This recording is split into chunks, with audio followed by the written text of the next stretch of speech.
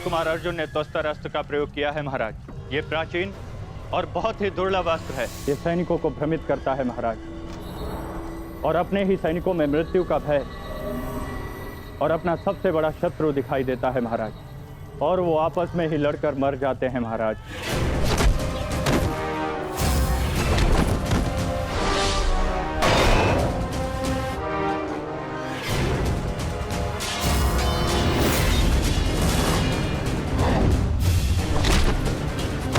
हाँ भाई, आप युवराज की सुरक्षा के लिए यही उपस्थित रहिए।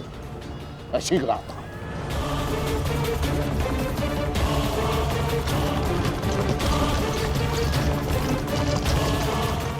माधव, दुर्योधन पर आक्रमण करने का यही उचित समय है।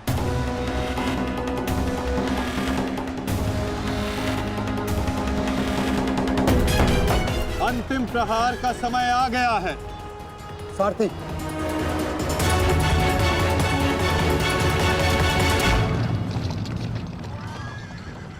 ये क्या? चारों पांडव सीधे हमारी ओर बढ़ रहे हैं।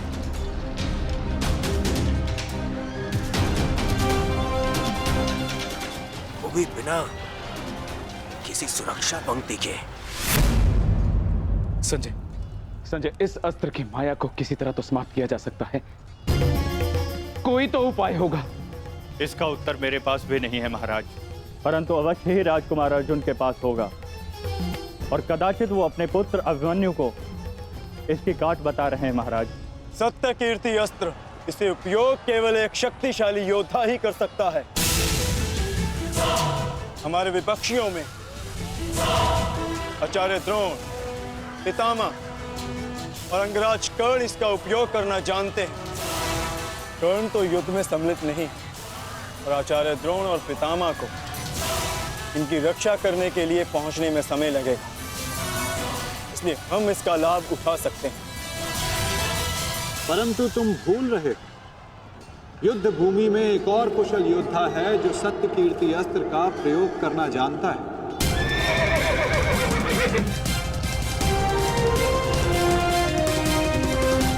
और उसको रोकना अति आवश्यक है।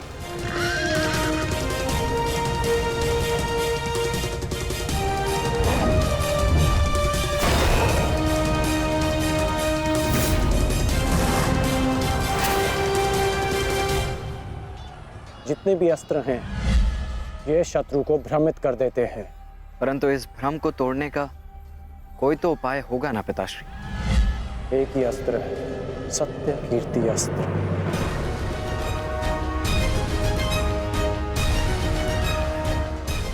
ओम सत्यार्थम, ओम कीर्त्यार्थम, ओम नमो नमो नमो सत्य कीर्ति अस्त्राय नमः।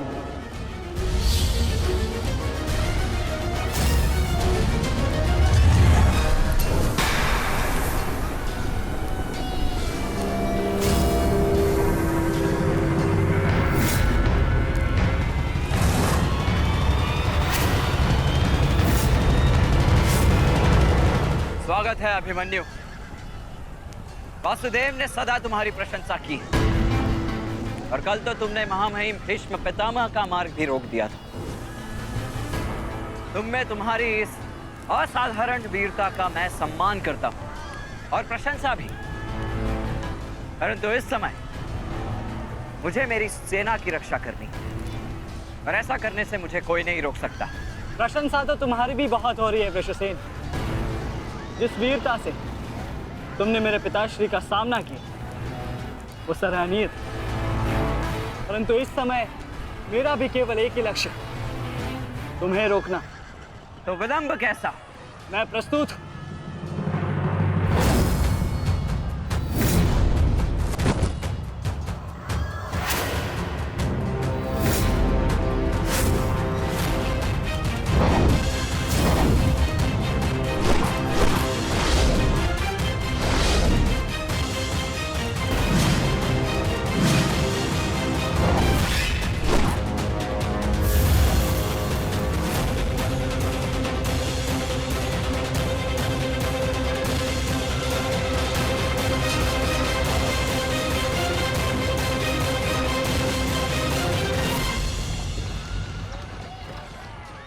मैं गुरु द्रोण को रोकता हूँ। नहीं अर्जुन, गुरु द्रोण का सामना मैं करता हूं, तुम आगे बढ़ो। नहीं भ्राताश्री, दुर्योधन के समर्पण की पुष्टि करने के लिए आपका वहां होना अति आवश्यक है। और जो इसमें सक्षम है वो है भ्राता भीम। पितामह को केवल भ्राता अर्जुन ही रोक सकते हैं। आप सब लोग आगे बढ़िए, हम गुरु द्रोण को रोकते हैं। सारथी, शीघ्रता करो।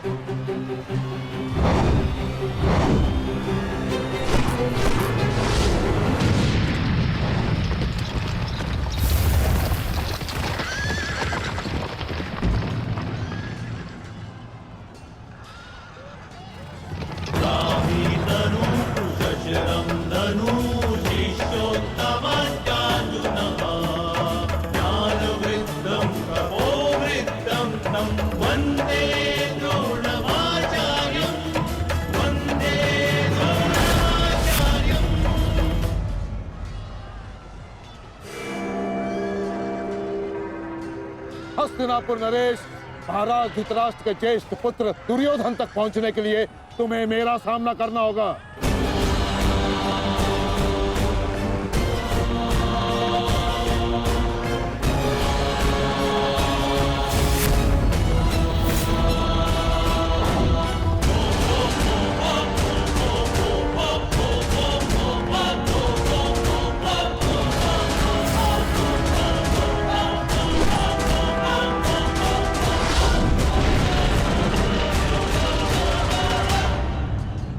अद्भुत अर्जुन, मुझे गर्व है तुम पर।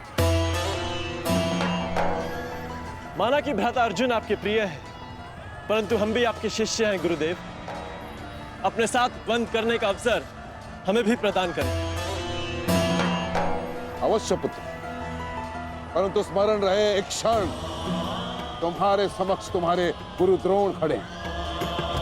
द्वंद्व इतना सरल नहीं होगा, स्मरण रहे। हमारे गुरु ने हमें कठिन कार्यों को साधने की पूर्ण शिक्षा दी है गुरुदेव। तो सावधान नकुल।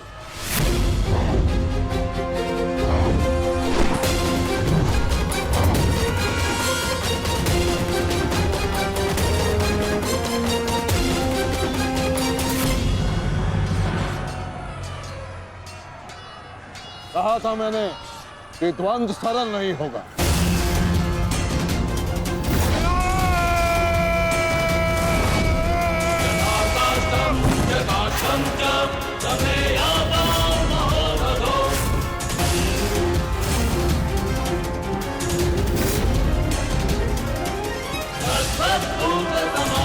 आपसे द्वंद्व करूंगा गुरुदेव।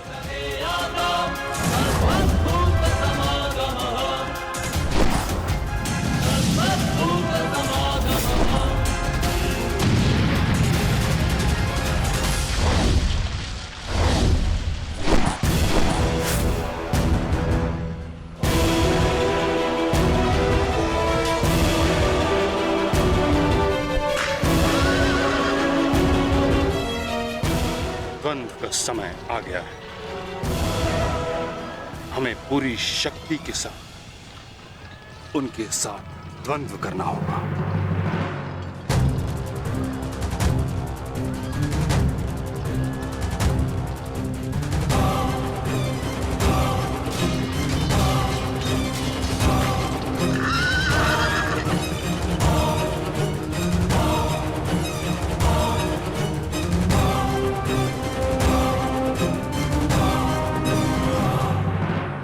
क्या हुआ पुत्र? जो कर्तव्य पूर्ण करने आए हो वह करो। मेरे साथ द्वंद्व करो। रुक क्यों गए?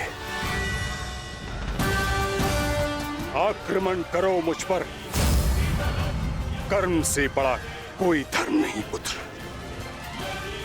पितामह ने उचित कहा, अपने कर्तव्य का पालन करो। स्मरण है ना पार्थ, ना कोई बंधु है ना कोई बंधक, ना कोई मरता है ना कोई मारता है। ये सब आत्माएं हैं।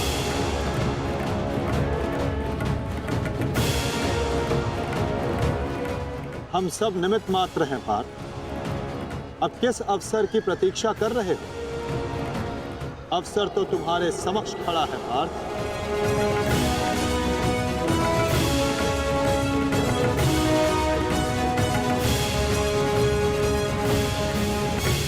यदि तुम मुझ पर प्रहार नहीं करोगे अर्जुन, तो मैं करूंगा और तुम्हें तुम्हारे कर्तव्य से अवगत कराऊंगा।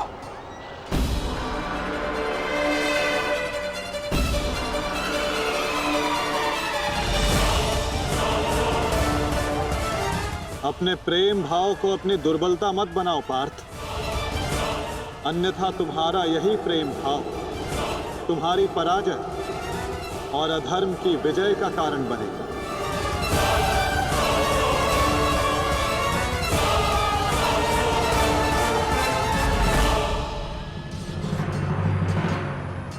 शस्त्र उठाओ पार्थ,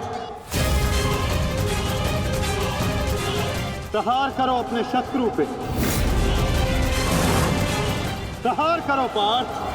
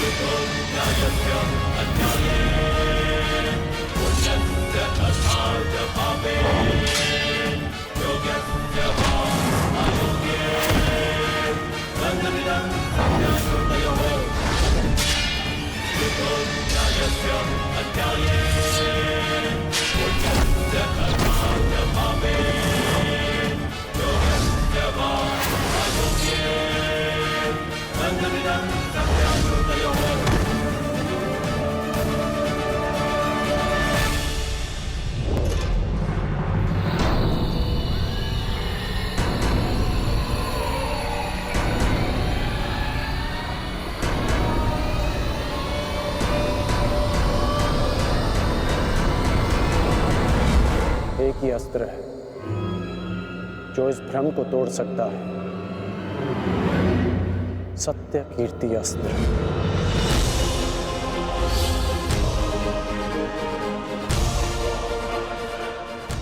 सत्य कीर्ति अस्त्र।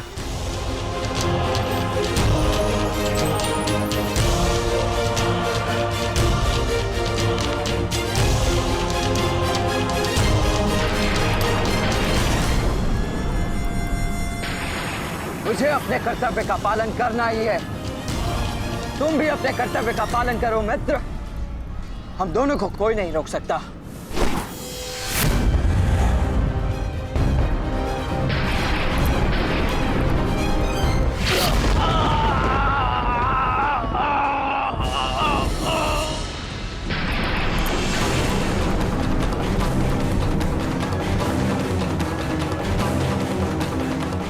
रुक जा वृषसेन, मुझे विवश मत करो।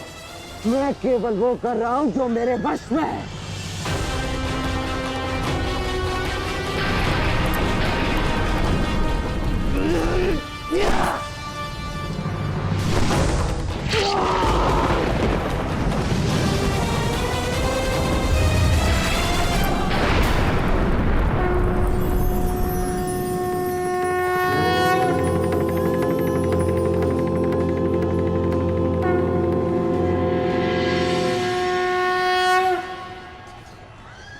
अद्भुत, मुझे तुम पर गर्व है पुत्र।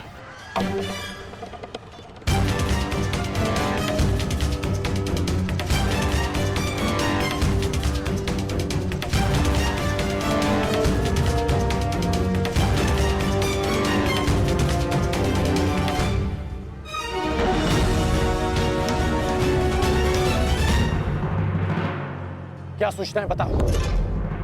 अंगराज, मैं वो बताओ मुझे। कुमार वृषेण। क्या हुआ वृषसेन को? बोलो। युद्ध में बुरी तरह घायल हुए हैं।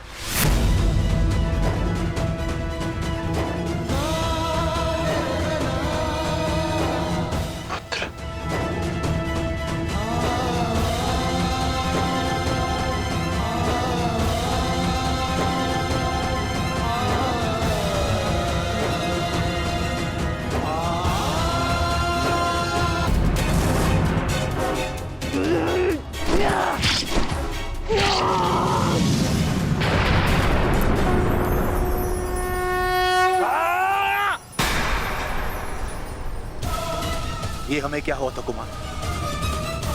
हम एक दूसरे पे क्यों प्रहार कर रहे थे? अवश्य कोई माया थी जिसका अंत हुआ। आओ आओ, शत्रु हमारे प्रहार की प्रतीक्षा कर रहा है। चलिए कुमार।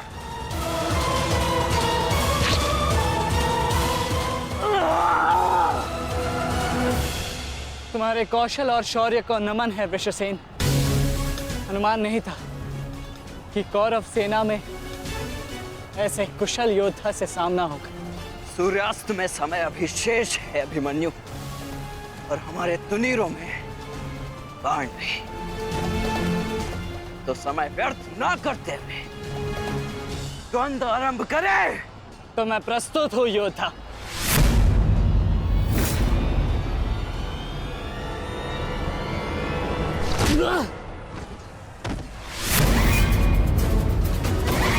तेरे पिता की माया का अंत हुआ बालक, और अब तेरा अंत होगा। या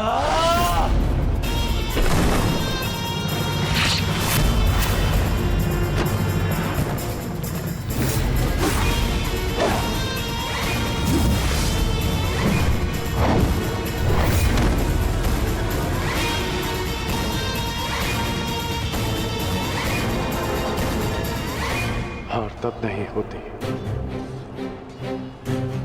जब मनुष्य पराजित होता है। हार तब होती है जब वो हार मान जाता है।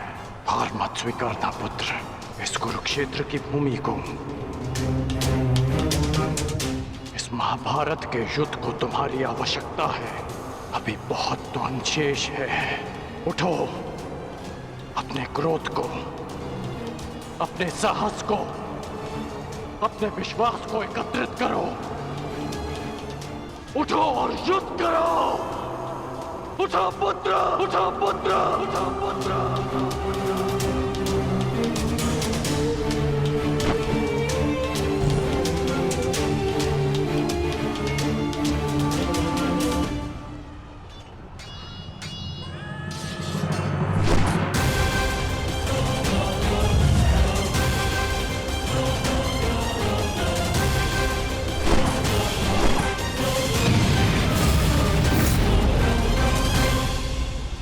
माधव, पितामह के प्रहार प्रतिक्षण बलशाली होते जा रहे हैं। हम उन्हें बहुत समय तक रोक नहीं पाएंगे। रोकना तो पड़ेगा पार्थ। जितना समय तुम इन्हें रोकोगे उतना समय भीम को मिलेगा कि वो दुर्योधन को परास्त कर युधिष्ठिर के समक्ष आत्मसमर्पण करने को विवश कर सके।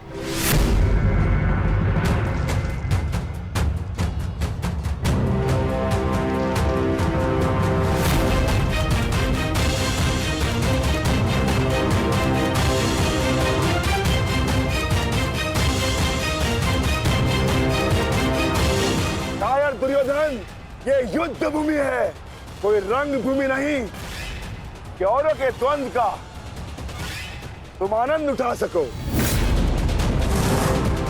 क्यों दुर्योधन, कायरों की भांति क्यों खड़े हो? आओ और आकर मुझसे युद्ध करो।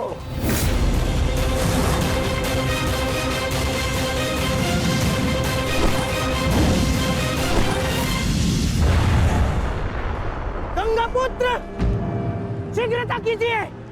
अर्जुन आपको द्वंद्व में उलझा रहा है। इधर भीम दुर्योधन की ओर बढ़ रहा है। महामहिम, कुछ कीजिए।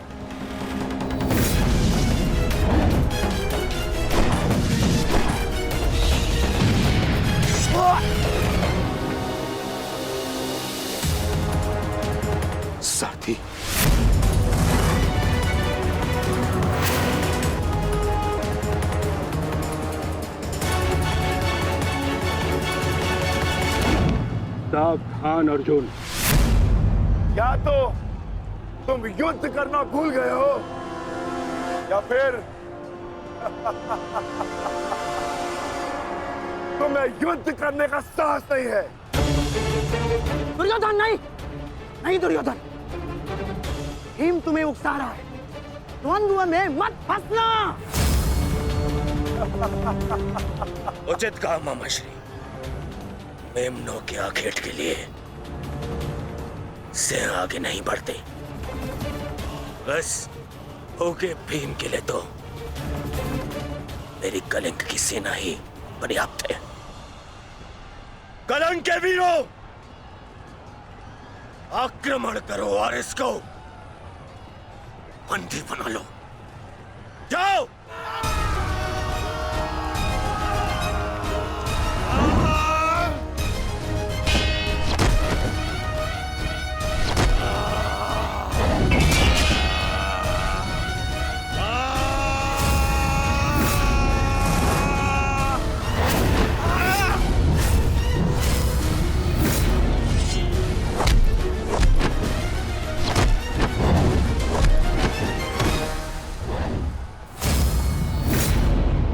दुर्योधन, बस ये इतने से थे? अरे इनसे तो युद्ध करके मेरे हाथ पैर भी नहीं खुले।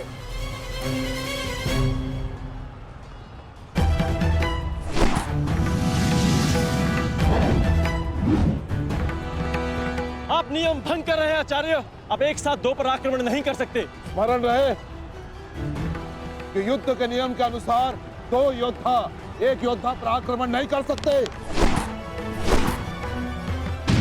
पर तो एक योद्धा दो योद्धाओं पर आक्रमण कर सकता है। सहदेव,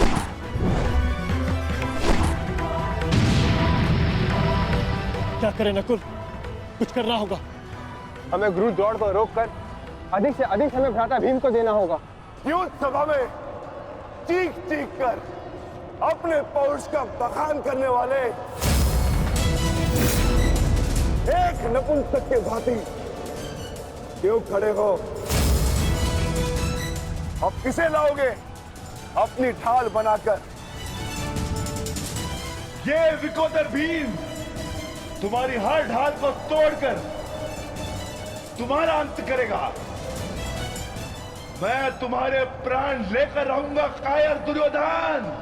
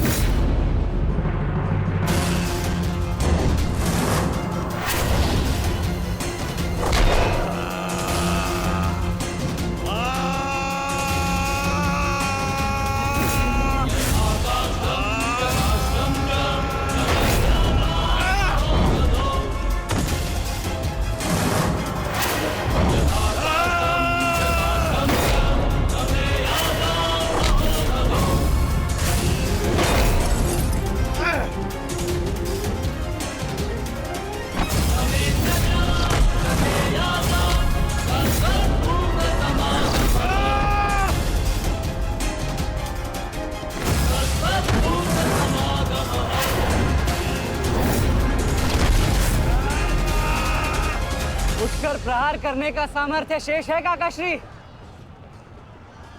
या पराजय स्वीकार करते हैं? जय और पराजय की चुनौती बराबरी के योद्धाओं को दी जाती है बालक। प्रतीत होता है कि अभी तक तुम्हें कोई समर्थ योद्धा नहीं मिला।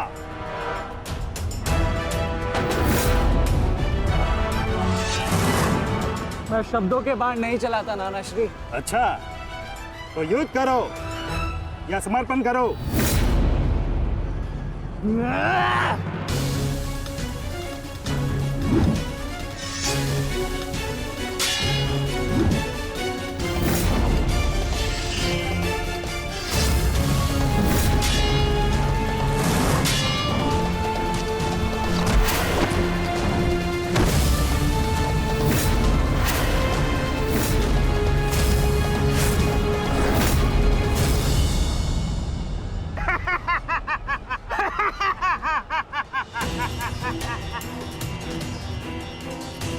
हुआ, थक गए? अरे ये उस मूर्ख विराट पुत्र उत्तर की संगति का प्रभाव है। ये उसे भी यही लग रहा था कि मेरे समक्ष वो कुछ कर दिखाएगा, और मूर्ख मृत्यु को प्राप्त हो गया। मृत्यु को चींटी की भांति इन्हीं हाथों से मसल दिया मैंने उसे। पीछे हट जाओ अभिमन्यु, अन्यथा उत्तर से कहीं पीड़ादायक मृत्यु मिलेगी, मृत्यु।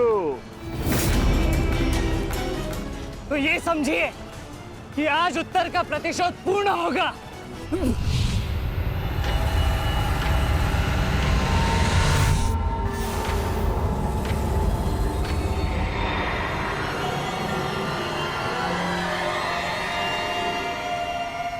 फिर से मूर्खता कर रहे हो अभिमन्यु? मेरी शक्तियों के बारे में ज्ञात नहीं है। शत्रु का क्रोध मुझे और बलशाली बनाता है, बलशाली।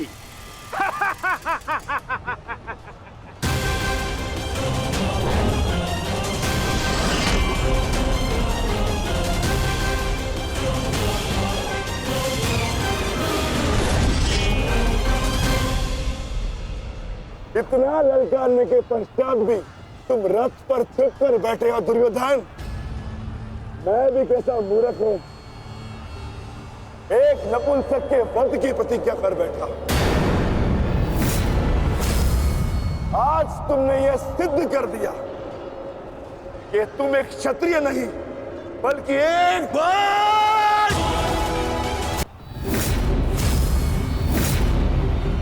सावधान! क्रोध से भरे कुमार भीम अब युवराज दुर्योधन की ओर बढ़ रहे हैं महाराज। मेरा दुर्योधन किसी संकट में तो नहीं ना? कहीं ऐसा तो नहीं कि भीम युद्ध के दूसरे दिन ही पांडव पक्ष को जयश्री दिलवा दे?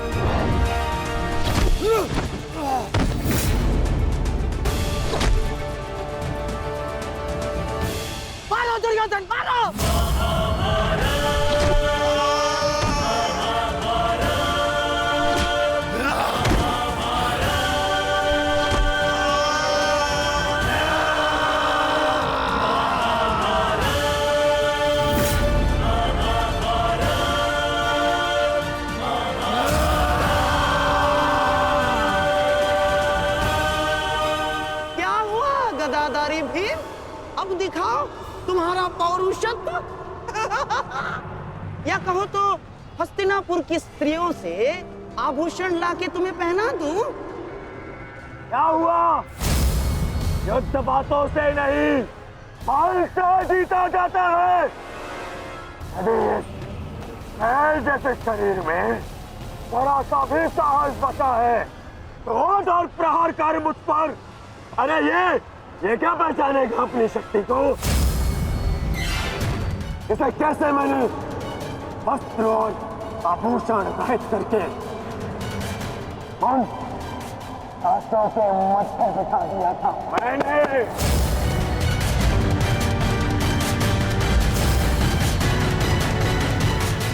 कदाचित ये भी भूल गया है कि कैसे मैंने बड़ी सभा में उस दासी द्रौपदी को उसका उचित स्थान दिखाया था।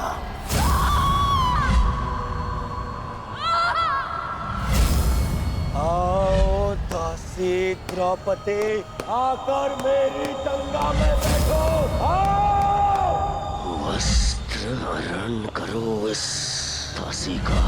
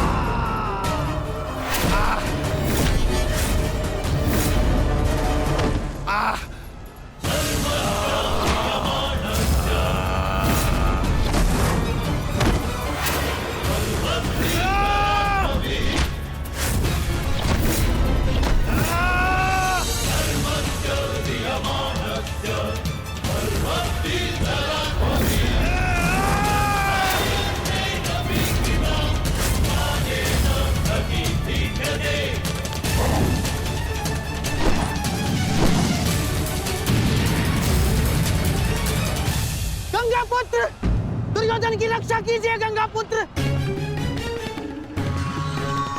महामहिम, ये क्या कर रहे हैं आप? अपने वचन को पूर्ण कीजिए। आज यदि आपने भीम का वध नहीं किया तो हस्तिनापुर का युवराज घर नहीं लौटेगा। महामहिम, भीम, रुक जाओ, दूर हो जाओ दुर्योधन से, अन्यथा मुझे तुम्हारा वध करना होगा।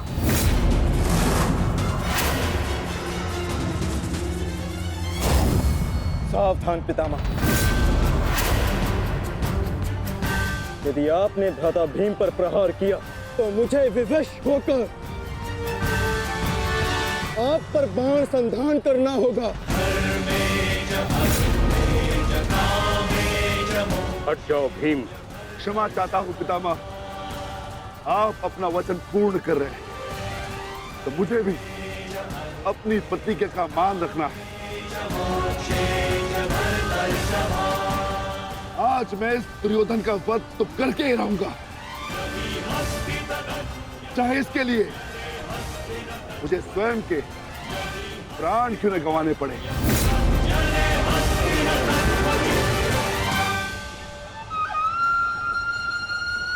स्वयं के प्राण गंवा सकते हो भीम, परंतु क्या अपने दोनों भ्राताओं को इस आहुति में झोंक दोगे तुम?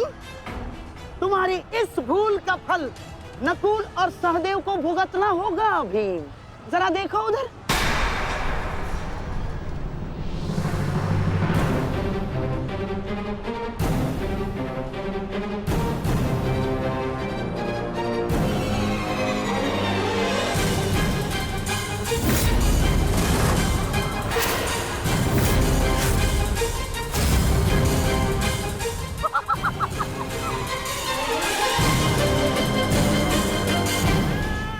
पिताश्री,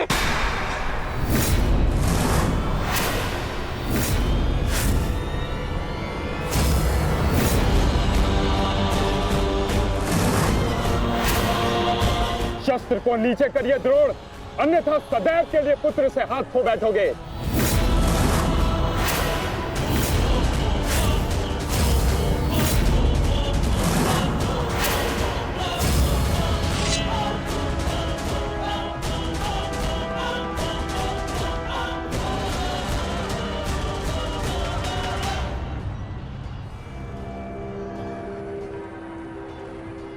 दुर्योधन, तेरा अंत आ गया है।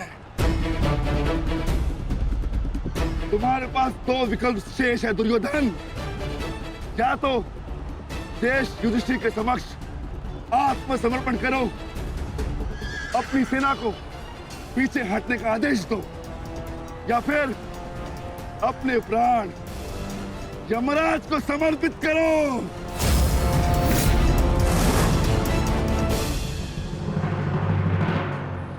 मारो भीम, मारो! शीघ्रता करो भीम! इतनी भी क्या शीघ्रता है राजकुमार युधिष्ठिर?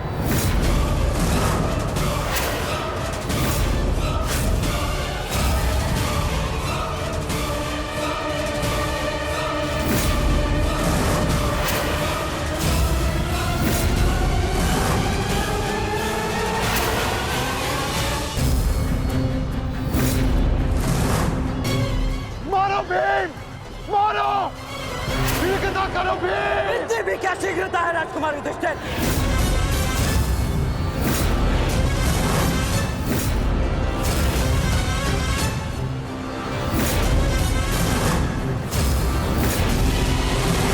पीछे हट जाइए विकोदर भीम, अन्यथा मूल्य अपने ज्येष्ठा के प्राण देकर चुकाने होंगे। नहीं भीम, नहीं, मेरी चिंता मत करो, अपना वचन पूर्ण करो। ऐसा अवसर दोबारा नहीं मिलेगा अनुज। मत करो इस दुर्योधन का,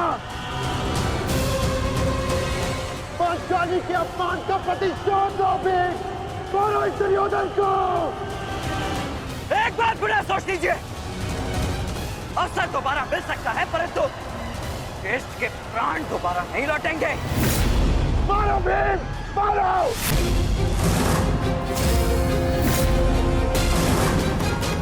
दुर्योधन!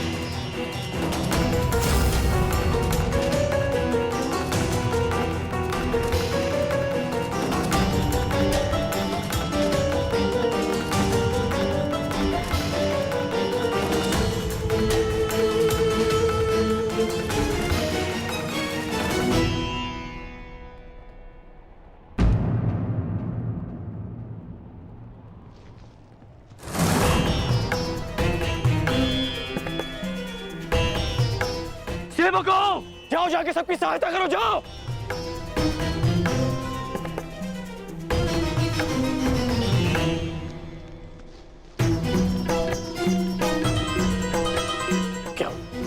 क्या हुआ?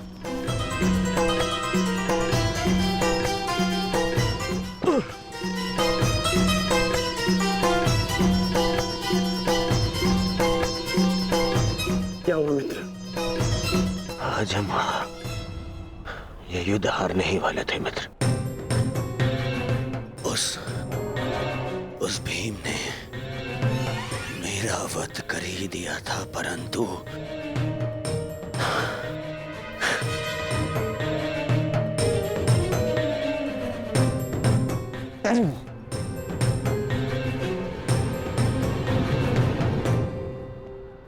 ठीक समय पर आकर वृषसेन ने पूरी परिस्थिति को ही बदल दिया।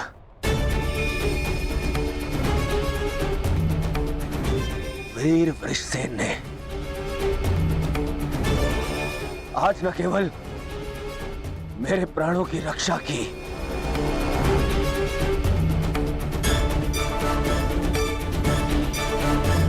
अभी तो कौरव सेना को एक लज्जाजनक हार से भी बचाया।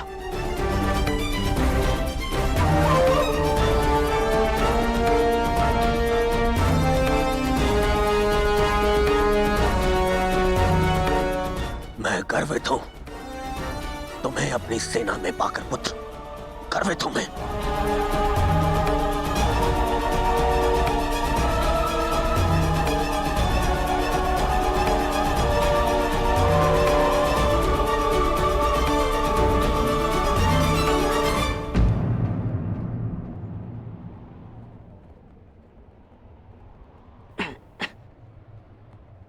आप फिर से मेरे घाव देख रहे हैं ना पिताश्री, और मैं फिर से यही कहूंगा, चिंता मत कीजिए। आज का युद्ध समाप्त हुआ और युद्ध भूमि में जो कुछ भी हुआ उसे भुला देना ही श्रेयस्कर है, अपितु उन बाधाओं को समझने का प्रयास करना चाहिए जो हमें विजयश्री बनने या प्राप्त करने से रोक रही है।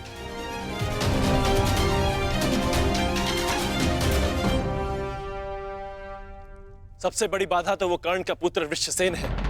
आज दूसरे दिन भी उसने दुर्योधन का अंत होने से बचा लिया।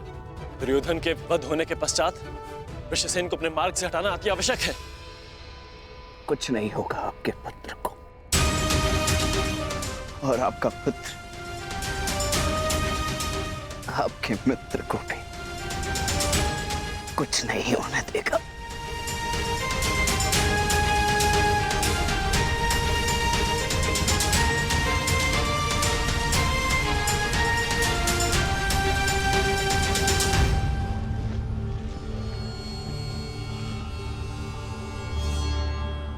मित्र, आज का दिन हमारे पक्ष में नहीं था। तुम हमारे साथ होते तो कदाचित ऐसा नहीं होता।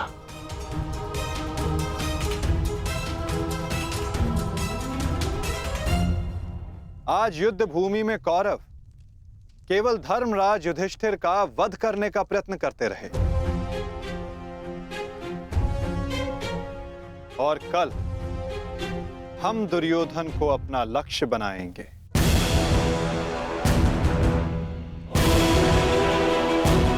क्योंकि दुर्योधन के अंत के साथ कौरवों की पराजय भी निश्चित है।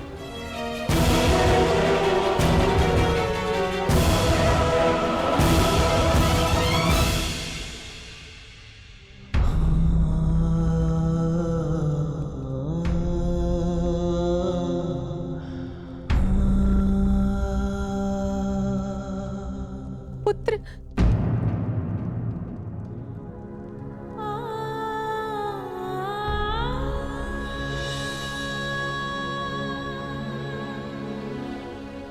ये क्या दशा बना दी है इस युद्ध ने तुम्हारी? अरे माता, आप कब आई? माता हूं।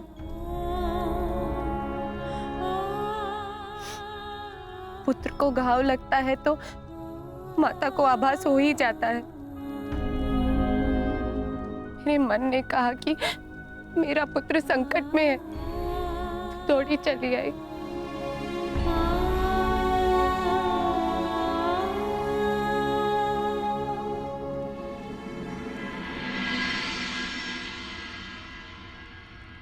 परंतु आप भी तो इसके पिता हैं। क्या अपने पुत्र की इस दशा को देखकर तनिक भी दया नहीं आती? अपने पुत्र के जीवन के लिए आपको कोई मोह नहीं? मैंने निश्चित कर लिया है, तुम कल युद्ध में नहीं जाओगे।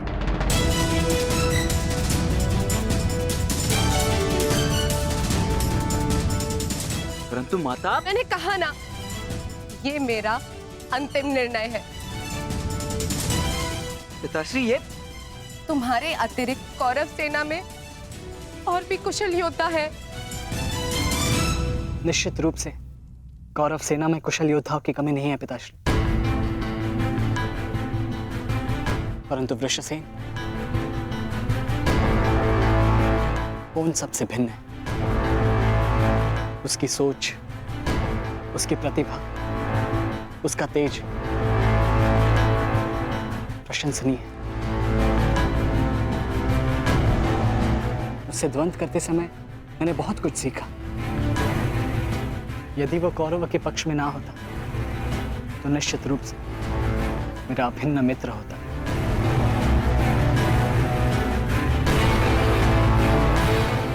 परंतु समझ में नहीं आता कि उसमें इतना तेज आया कहां से। कुछ जन्म से, कुछ कर्म से। वो अंगराज कर्ण का पुत्र है, जिसके मन में मृत्यु का भय नहीं, अपने कर्तव्य की ओर पूर्ण आत्मसमर्पण है। उस पर तेज स्वतः ही आ जाता है अभिमन्यु।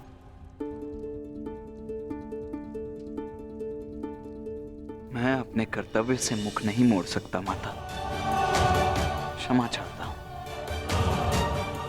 आप मुझसे मेरे प्राण भी मांगेंगी तो मैं अभी अपना शीश काटकर आपके चरणों में रख दूंगा, परंतु मैं अपने वचन से विमुक्त नहीं हो सकता माता। वचनबद्ध हूं। मैं युद्ध में पराजित होकर लौटने वाला नहीं, या तो मैं विजयी होकर कंधों पर बैठकर आऊंगा, या वीर गति को प्राप्त करके कंधों पर लेटकर।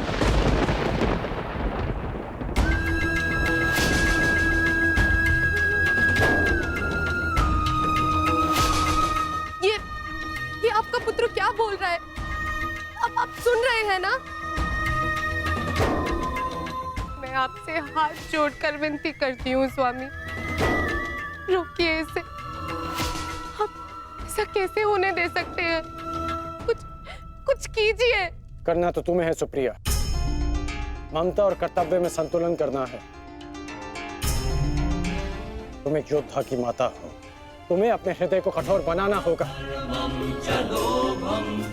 मेरी अनुपस्थिति में हमारा पुत्र इस महायुद्ध में अत्यंत मुख्य भूमिका निभा रहा है। मुझे उस पर गर्व है और तुम्हें भी होना चाहिए सुप्रिया। युद्ध में पीछे हट जाने वाले वृषसेन का पिता होने से अधिक युद्ध में बलिदान दे देने वाले वृषसेन का पिता होना अधिक श्रेष्ठकर समझता हूं।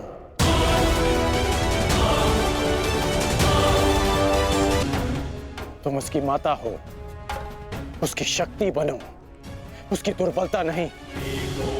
हर मनुष्य अपना लक्ष्य चुनता है और मैंने और वृषसेन ने भी अपना लक्ष्य चुन लिया है। हमारा लक्ष्य ये महायुद्ध है और युद्ध बलिदान मांगता है।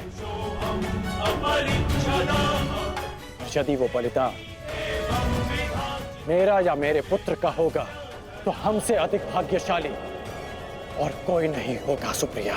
परंतु मैं इसकी माता हूं। हर कोई जो इस युद्ध में है उसकी भी माता है, वो भी किसी का भाई, बेटा, पिता या पति है। यदि हर माता तुम्हारी भांति विलाप करने लग जाए तो इस युद्ध में योद्धा रिक्त हो जाएंगे। जब युद्ध क्षेत्र में मृत्यु समक्ष खड़ी होती है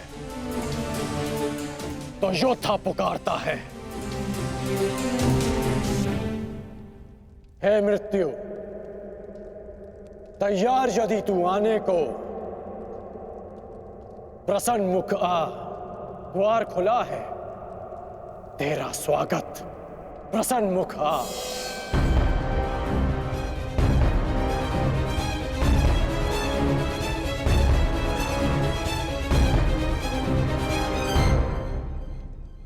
दो महायोद्धाओं के समक्ष एक दुर्बल माता कैसे जीत सकती है? यदि आपने निर्णय ले ही लिया है तो ठीक है,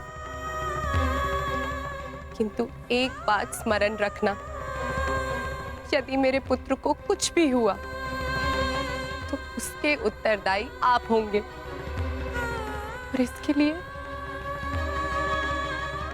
मैं आपको कभी क्षमा नहीं करूंगी।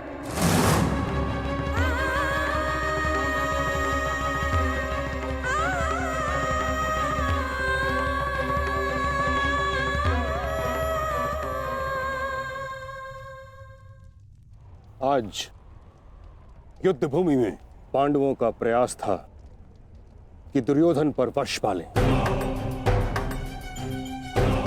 कल भी कदाचित उनका यही प्रयास होगा। इस कारणवश हमें सज्ज रहने की आवश्यकता है।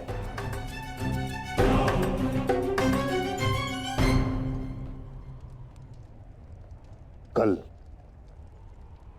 हम गरुड़ व्यूह की रचना करेंगे और इस व्यूह का नेतृत्व स्वयं मैं करूंगा। गरुड़ की आंख के स्थान पर मेरा रथ होगा, उसके एक पंख पर गुरुद्रोण आप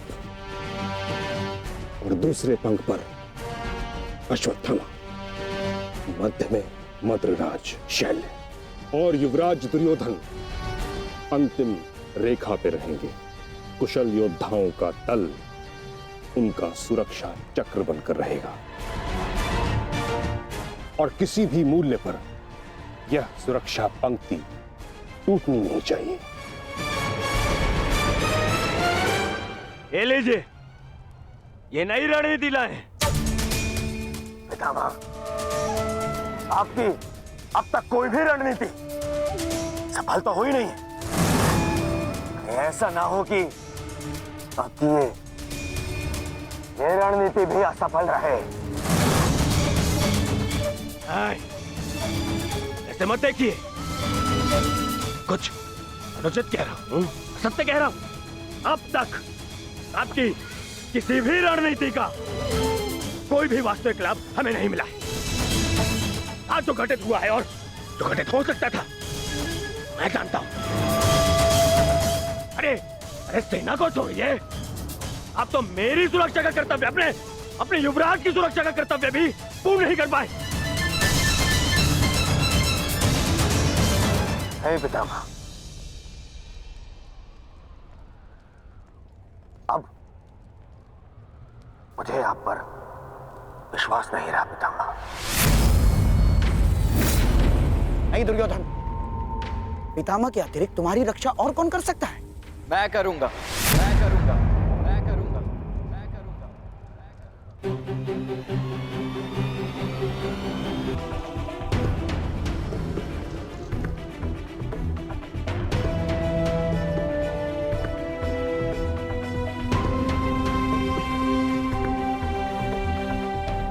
मैं मानता हूं मैं महामहिम के समक्ष कुछ भी नहीं, और मैं हृदय से उनका सम्मान भी करता हूं।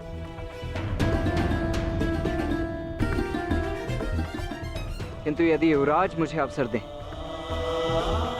तो मैं उनकी सुरक्षा के लिए सदैव तत्पर रहूंगा।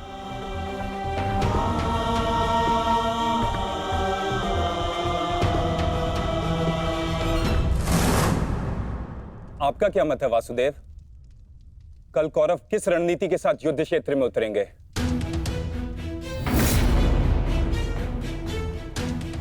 उनकी व्यूह रचना क्या होगी? व्यूह रचना चाहे जो भी हो, किंतु आज जो रणभूमि में हुआ उसके पश्चात यह निश्चित है कि दुर्योधन की रक्षा हेतु वे उसे सेना की अंतिम रेखा में ही रखेंगे, क्योंकि वो जानते हैं कि दुर्योधन ही हमारा लक्ष्य है।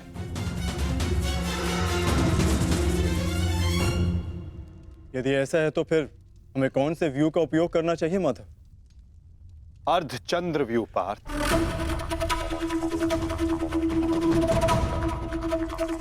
उसी व्यू के कारण हम दुर्योधन को रणभूमि की ओर ला पाएंगे।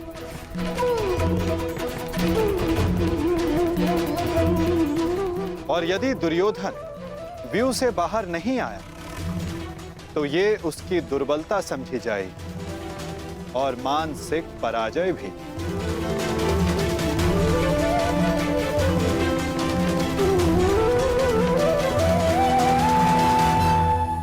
कल दुर्योधन की रक्षा कोई नहीं कर पाएगा, वो चाहे आचार्य द्रोण हो या पितामह, अश्वत्थामा हो या दुशासन या फिर वृक्षसेन। कल जो भी योद्धा मेरे और दुर्योधन के मध्य आएगा तो या तो रणभूमि छोड़ेगा या फिर ये संसार। मेरे पिताश्री आप पर पूर्ण विश्वास करते हैं युवराज, और मैं अपने पिताश्री की ओर से आपको यह वचन देता हूं कि जब तक मेरे शरीर में अंतिम श्वास रहेगी तब तक मैं युद्ध भूमि में आपकी सुरक्षा के लिए प्रस्तुत रहूंगा।